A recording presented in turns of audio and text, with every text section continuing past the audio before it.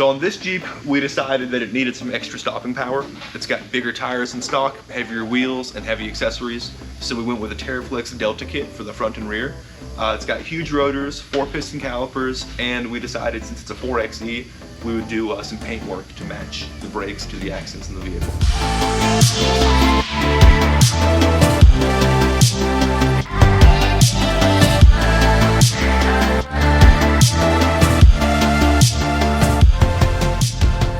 So these brakes will work with factory wheels if you run 1 5/8 wheel spacers. Because the caliper is so much bigger than stock, the wheel has to have some sort of negative offset to clear the brake caliper. Otherwise, most aftermarket 17-inch wheels fit no problem.